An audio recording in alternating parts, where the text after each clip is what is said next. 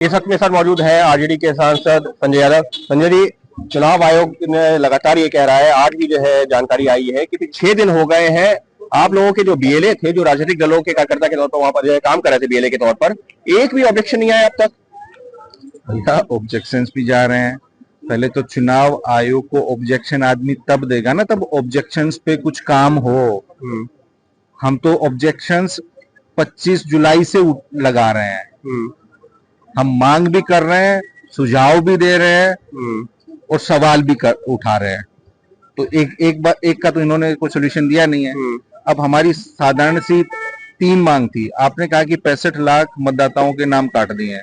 इन्होंने विधानसभा वार हमें सूची दी, ठीक है।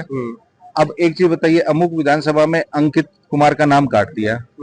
अब 30,000 में से अंकित को हम कहां ढूंढेंगे अगर आपका ईपीआईसी नंबर उसमें मेंशन हो? और क्यों काट दिया ये वजह भी नहीं उन्होंने मेंशन की हुई। और आपकी बूथ संख्या क्या है? अमुक बूथ में अंकित कुमार, ये उनका ईपीआईसी नंबर, और इस वजह से काटा है कि ये कहीं शिफ्ट हो गए या इनका डुप्लीकेट था या इनकी मृत्यु हो गई। तो हम ये 3 चीज मांग कर रहे हैं ताकि हमें भी आसानी हो। आज 7 दिन हो गए हैं, ठीक है।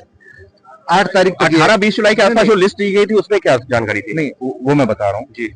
20 जुलाई को उन्होंने लिस्ट दी, वो 16 जुलाई तक की दी थी, ठीक है। उसके बाद भी 10 दिन काम चला है।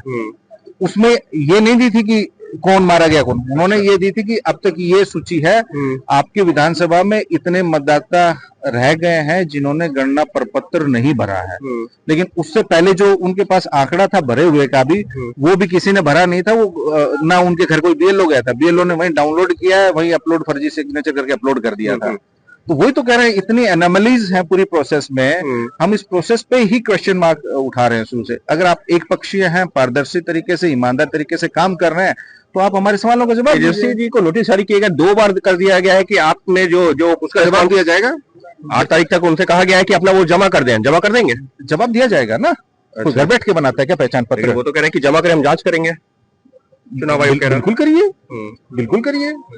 तो अकेले तेजस्वी जी का थोड़ी है, कितने ऐसे लोग हैं जिनके डबल एपिक नंबर है।